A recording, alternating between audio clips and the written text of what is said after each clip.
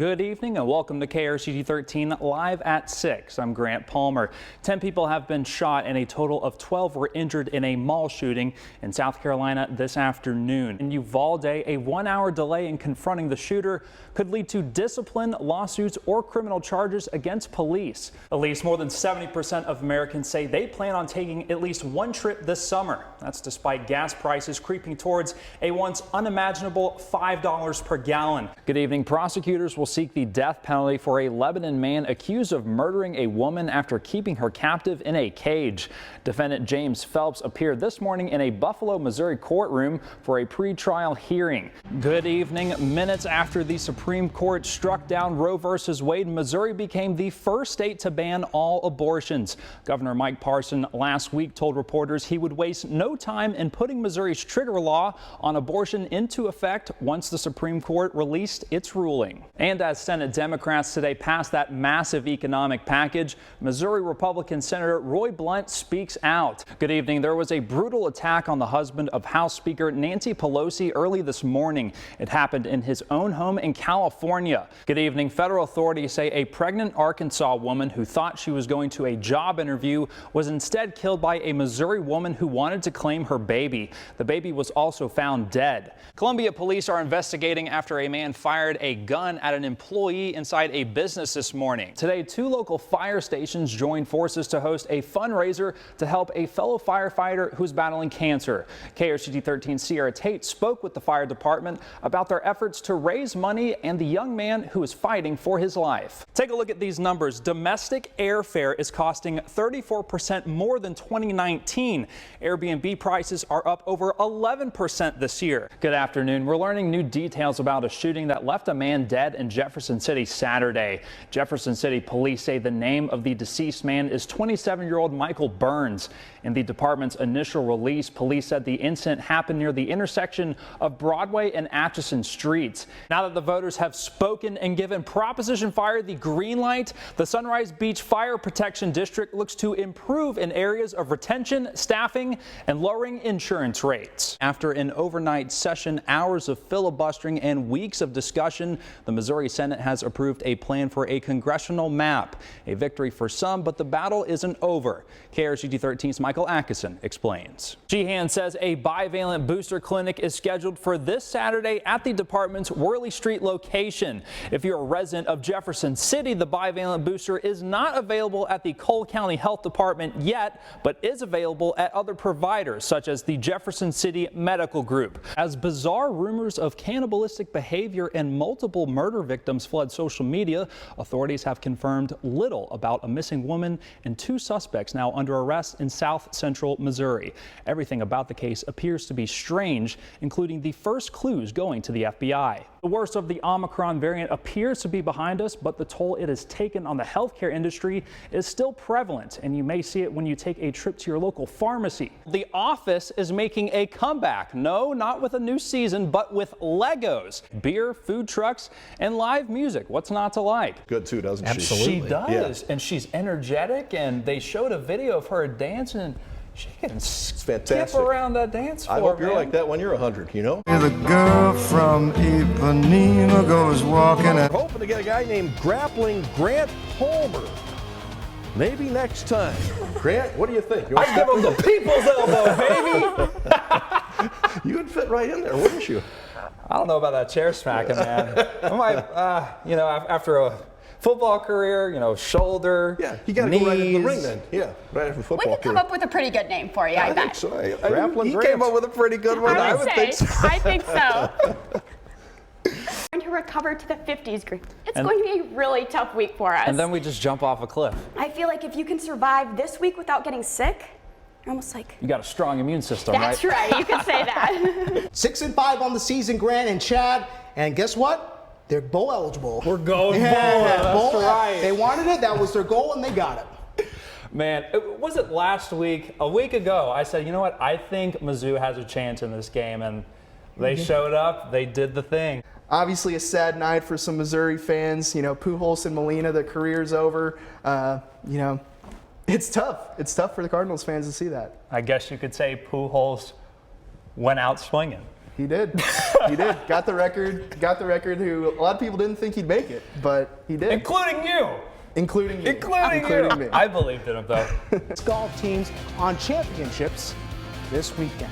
Disc golf? Yeah. This is the first time I'm hearing about this. You never What? heard of disc Really? golf before? You It's never really have? cool. I mean, I must live there's under a rock. Some I don't know. impressive shots. Kermit, when it comes to housing in Jefferson City, the biggest challenge that buyers and renters face is the lack of housing available. Making a handful of amendments to the state's constitution are on the line tonight, many of them involving the state legislature, starting with amendment number 1.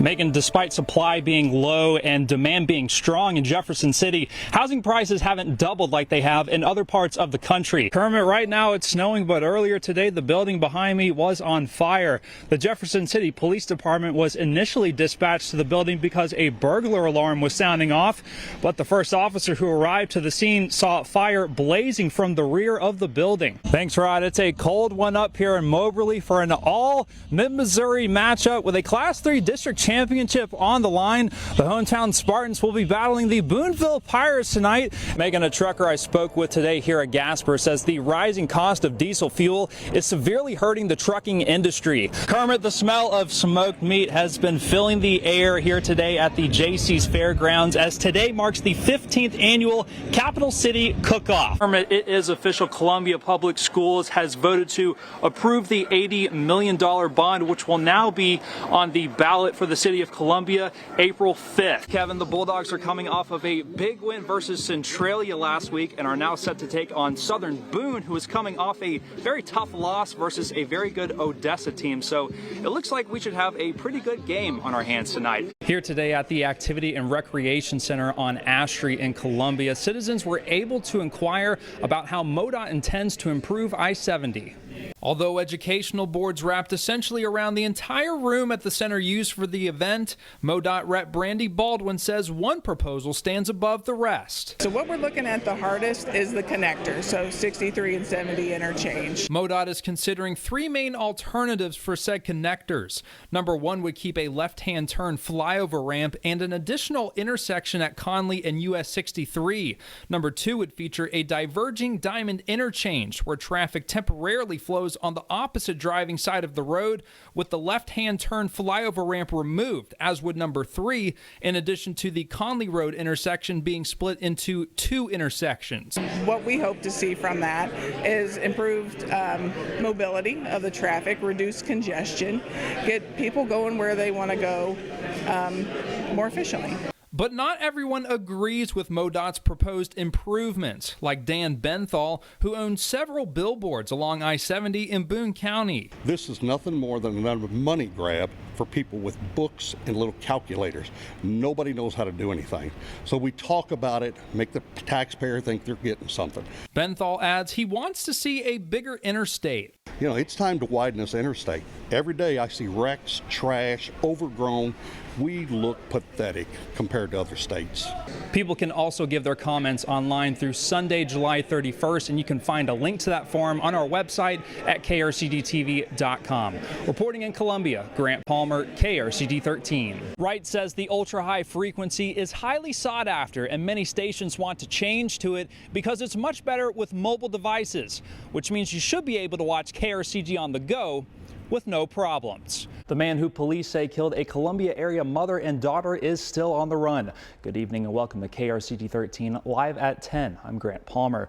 The Boone County Sheriff's Department says J.T. McLean is the last person to have been in contact with Allison and Josie Abbott before they were found dead inside their Lavender Drive home Sunday night. A man faces charges this morning of first-degree robbery and making a terrorist threat after robbing a bank in St. Louis. On Saturday, a bearded man wearing a Santa hat stole $1,000 from the First Community Credit Union in Bridgeton while threatening to blow up the building. And Republican Mark McCloskey, the St. Louis personal injury lawyer who was in the heat of controversy last summer, said he raised close to $550,000 since he announced his candidacy in mid-May. Well, it's been an historic season for the Mexico Bulldogs, finishing with a regular season record of 9-2, not to mention coming off of a major victory versus Blair Oaks in last week's district championship game, which was their first district championship since 2009. The players say they are ecstatic to be in this position. A total of 585 people were hospitalized, including 25 children. 12 of those children are younger than 12 and not yet eligible for the vaccine. Statewide, the number of people hospitalized with COVID-19 has reached 2,373. However, there are signs that the surge in new cases in Missouri could be flattening. Kermit, Caleb Brown with JS Computech says the threat of Russian cyber attacks should not be a cause for panic, but it's very real and should not be ignored. 60s and cloudy. I'm going to lose my tan. You know, last week we were setting records. Yeah. Next week it's going to be chilly. That's Missouri for It you, I is. guess. Yeah. All right. Appreciate it, Zach. Looking pretty nice for now, yeah? Beautiful, mild weather. We love to see it, don't we? Oh, no, we don't love it. We do love it. I wish we'd get the 80s around. When's that going to happen? Thanks for tuning in. We'll see you at 10. Go get your 250 grand or part of it. Come on, guys. I love the energy, Kevin. Absolutely, man. Go after it. Go after I it. thought sports gambling was illegal in this state. I mean, Am I wrong? I mean, we're only promoting what we need to promote. So let's keep it. Let's just leave it right there. Because I would like to play. Absolutely. Go ahead. Win some cash, We can all baby. use